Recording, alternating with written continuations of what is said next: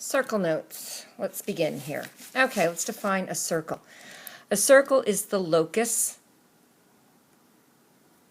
or you can replace that word with set, of all points in a plane equidistant from a fixed, or you could replace that word with given, point called the center. So we have the center here of a circle. Every single point that is equidistant from this center point, if we connected them all, we would have a circle. So again, it's the locus or set of all points in a plane equidistant from a fixed or a given point called the center. Okay, the radius. The radius is a segment. It's a line segment. All right, whose endpoints are the center and a point on the circle. Okay, the plural of radius is radii. So again, it's a line segment, so it has endpoints, and those two endpoints are the center and any point on the circle. Okay, so you can name some of the radii in this circle for me. You can pause if you need to. All right, a chord. A chord is also a segment.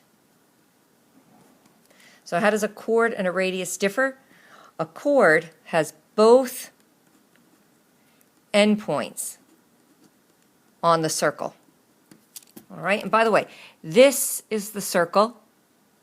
This is the interior of the circle, and out here is the exterior. So just like our angles and our triangles, our quadrilaterals, a circle divides the plane into three regions: the circle itself, the interior, and the exterior. So a chord is a segment with both endpoints on the circle, and go ahead and name the chords.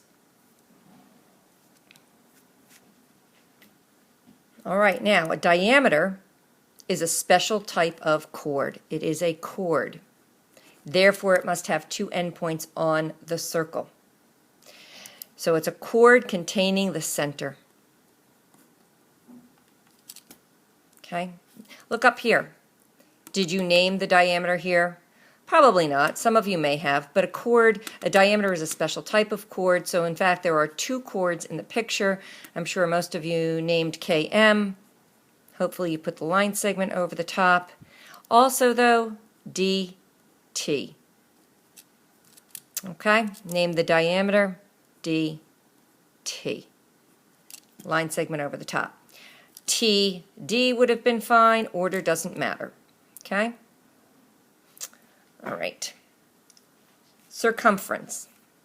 The circumference is the distance. Distance. So it's a length. It's linear units. The distance around the circle.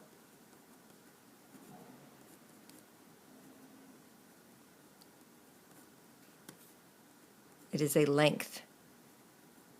We could cut this and stretch out the circumference. Linear units. Okay. Concentric circles. Imagine if I dropped a pebble into a pond and you'd see those circles going out from that center. So concentric circles are circles that lie in the same plane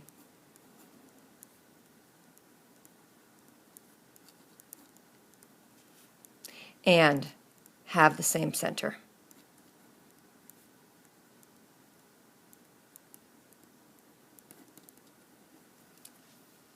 Okay. Oh, I might as well just go back and fill this in here. Name the radii. There were lots of radii. OD, OQ, OT, OK. Typically we name the center first, but again it's a segment, order doesn't matter, but typically we do name the center first. All right, and this would just simply be called circle O. And so if I were writing about this and I wanted to name it, I would do circle O, and that would be its name. All right. All circles are similar. Therefore, if I have two circles, radii of 1 is to radii of 2, as diameter of 1 is to diameter of 2, as circumference of 1, as to circumference of 2. And if we had corresponding chords, those would also be in the same ratio. They would be proportional. All right. Circles that have congruent radii are congruent circles. Unlike triangles where we need side, side, side, or side angle, side, and all those corresponding parts congruent, for circles, all we need are congruent radii. All radii in a given circle are congruent. It's a nice little theorem. Okay. And now the first of some of our formulas here. The diameter of a circle is twice the length of the radius. So if this is my diameter, this is a radius. If I take two radii, I have the diameter. If I take a diameter and I cut it in half, I have a radius. So up here, if dt is 16, what is OK? Well, dt is 16, making these two radii both 8, and all radii in a circle are congruent, so that means OK is 8. OQ is 8. So we're using both our formula here and our theorem. All right, just bear with me here. We're going to just put a few words in and then I'll talk about it. The ratio, remember ratio is when we compare two numbers by division. So the ratio of the circumference of a circle to its diameter is an irrational number called pi. Remember, irrational numbers go on forever without repeating. Like our square root of 2 and square root of 3, those are also irrational. And just like when we were finding sides of triangles and we kept it in radical form, when we're dealing with circles, we will very often keep everything in terms of pi. Okay, no need to use the calculator and that decimal approximation of pi. So in other words here, it says that the ratio of the circumference to the diameter gives me this irrational number pi, which is approximately equal to 3.14. So circumference divided by diameter is pi. And so if I took this diameter and then I took it three times, and I took end to end and I wrapped it around, I would almost get the circle from which this diameter came. So 3 of these diameters would go around, maybe to here. I would be shy 0.14.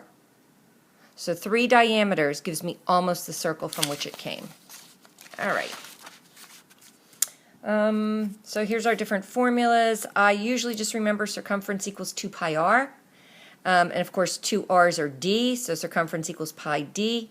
This is basically the definition of pi, circumference divided by diameter. This is the one that I would tend to use. Even if they give me diameter, we almost always think in terms of radius. Okay, now, a central angle. A central angle. An angle, where would you put the vertex of the angle if you wanted to call it a central angle? It's an angle whose vertex is the center of the circle. Okay, so back up here. Where are our central angles? We know that the vertex has to be here. Angles have to have 2 sides. There is a central angle, DOQ. And of course, the O has to go in the middle when we're naming our central angles. So I'll give you one. Angle DOQ.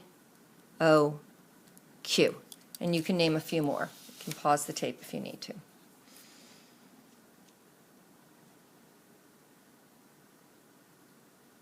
Okay, so the sum of the measures of the central angles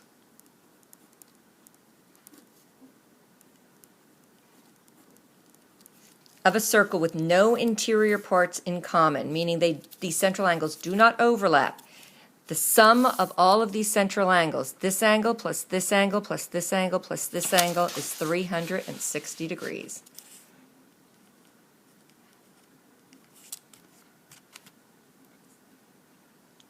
Okay. Now we need some more language here. An arc. An arc is it's a part of the circle. A portion of the circumference.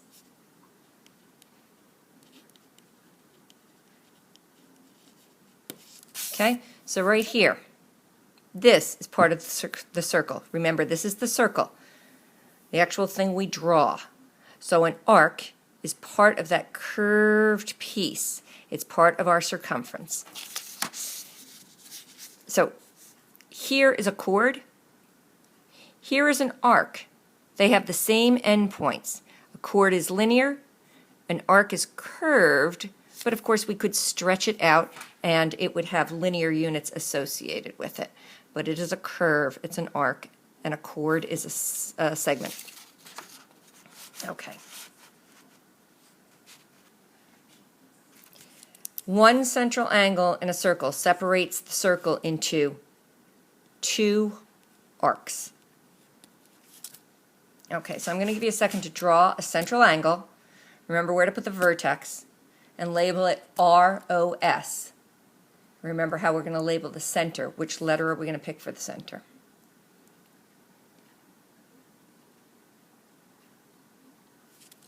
Okay.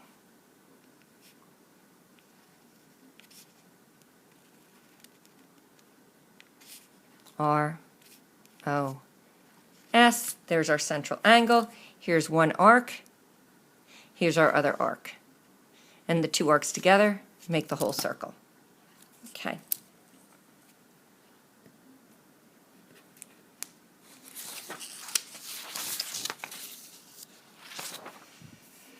All right, so now there's three types of arcs. There's a minor arc. The measure of the minor arc right here is always less than 180 degrees.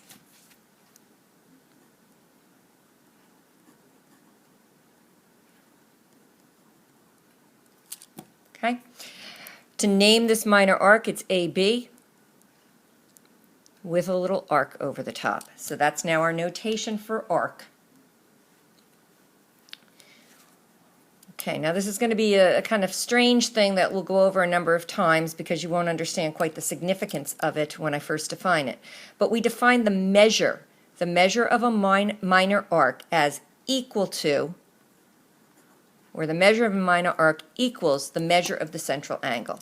So in other words, if this were 100 degrees, we would say that the measure of AB would equal 180 degrees. So in other words, if I said the measure of angle AOB equals 100 degrees, I now know that the measure of arc AB, written like that, equals 180 degrees. Whatever measure the central angle is, that's the same as the arc. Okay. So that's the minor arc. The major arc. The major arc is always greater than 180 degrees. Okay? Well, if this is the name of the minor arc, AB, how are we going to name this major arc? We're going to have to include some other point, any other point. We only have one named, so that's the one we're going to name. A, we're going through C to B, like that. A and B are the endpoints of the arc, and we say we have to travel through C.